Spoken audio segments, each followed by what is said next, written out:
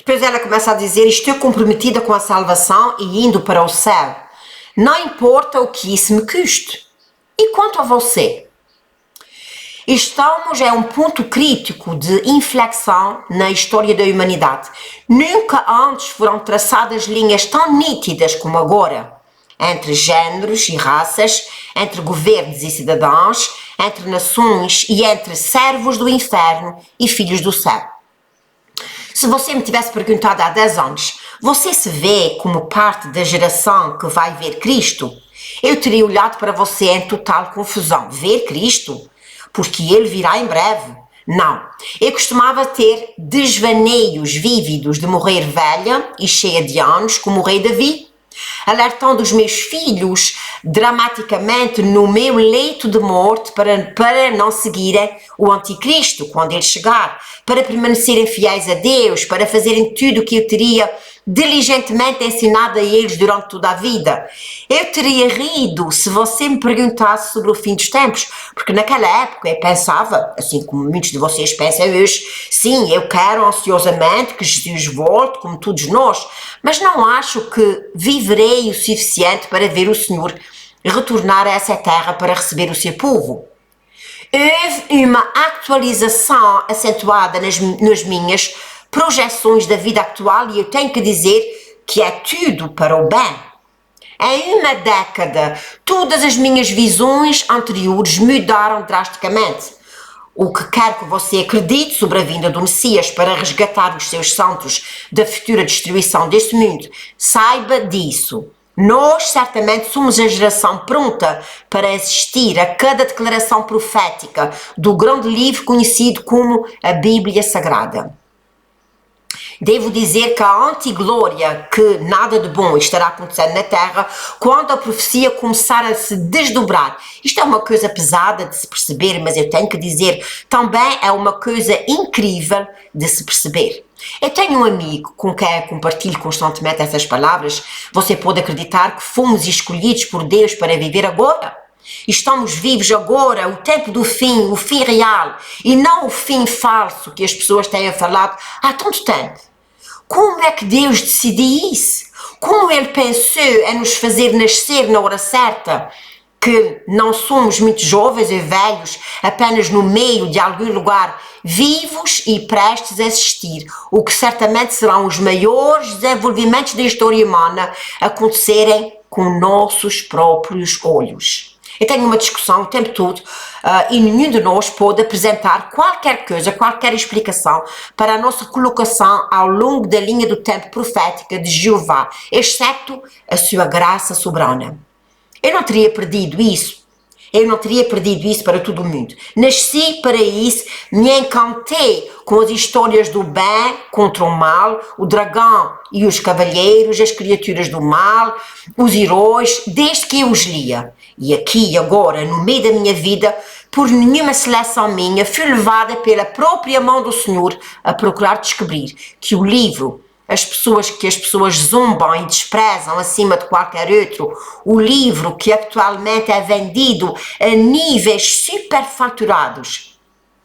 Se você me perguntar, é de algo, numa forma real, viva, e ele está se desdobrando na terra enquanto nós estamos aqui.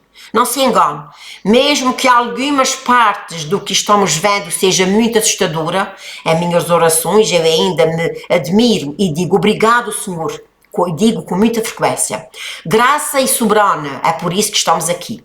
Leitores que eu conheço, alguns de vocês não se sentem assim como o fim dos tempos. Eu sei e entendo isso, até respeito, dado o ciclo de eventos profetizados em Apocalipse e outros lugares como Daniel, Mateus, Lucas, etc. Eu entendo algumas visões desta vez com medo e tremor, mas tenho que dizer que eu estaria mentindo se eu não confessasse tons poderosos de admiração quando penso que todas as gerações que passaram antes de mim, todos os patriarcas que queriam estar aqui, mas não estão.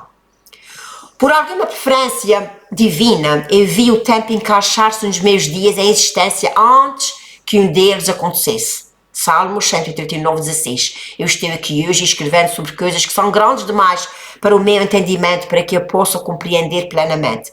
Eu estou aqui pedindo a Deus, desdobrando uma toalha na mesa, uma mesa cujas bordas não consigo ver completamente, para que a um momento certo e apropriado um gênio imortal, conhecido como o Antigo dos Dias, possa vir e sentar-se nela, abrir os livros, alinhar os santos, começar a ter conversa em uma voz que é como o som do mar, sobre o que cada um de nós escolher fazer com essas coisas que nos chama fugazmente de vida.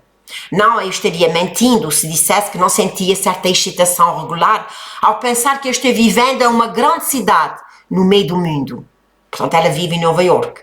E, no entanto, posso olhar para os eventos futuros que vêm em mim como um trem de corrida, grandes e poderosos eventos que eu não conhecia. A palavra do Senhor fala em Jeremias 33:3, clama a mim e eu mostrar-te coisas que não conheces. A palavra grande não significa necessariamente maravilhosa, portanto ela diz que está numa cidade grande. Em nenhum lugar da língua inglesa diz que ótimo tem que significar bom.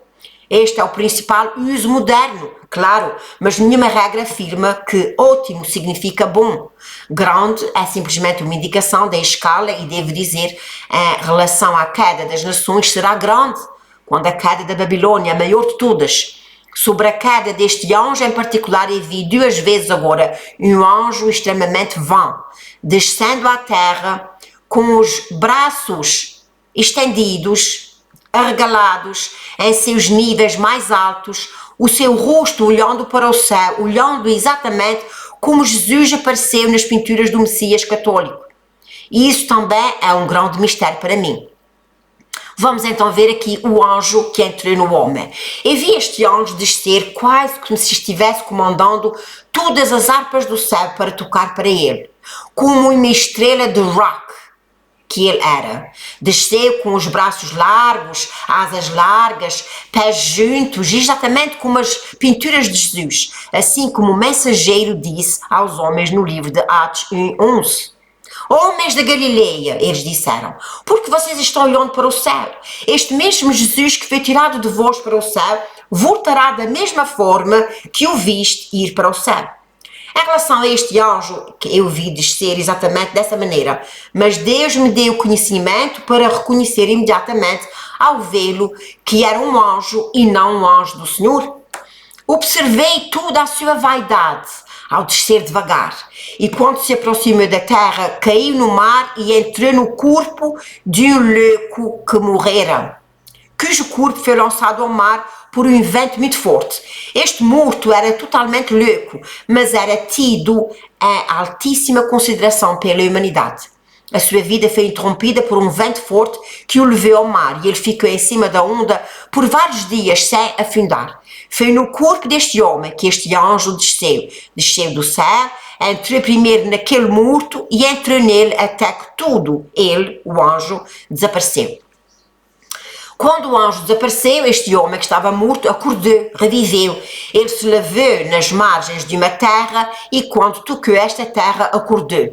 Ficou milagrosamente vestido com roupas brancas, ofuscantes e se levantou parecendo exatamente como Jesus. Loiro, católico, de todas as pinturas que eu já vi na minha vida. Ele parecia sonhador, messiânico, em um grau quase cômico. E quando começou a vagar pelas colinas daquela terra, vi pessoas vindo até ele de todas as tribos, nações e línguas, seguindo com lágrimas, gritos de amor, petições, súplicas e mordedoras. As suas mãos e pés foram perfurados exatamente como Jesus foi perfurado. E eu lhe digo que este homem foi seguido por pessoas do mundo inteiro, com um acordo. Eles o seguiram. Mas eu, que vi a coisa toda, fiquei revoltada e não cheguei nem perto dele. Ele parecia totalmente inconsciente dos seus enormes seguidores. Ele passava seu tempo olhando nebulosamente para os céus, como se buscasse a Deus e apertando aquelas mãos traspassadas em oração. Mas era a única pessoa ali que sabia que isso não era um ser humano de lado nenhum.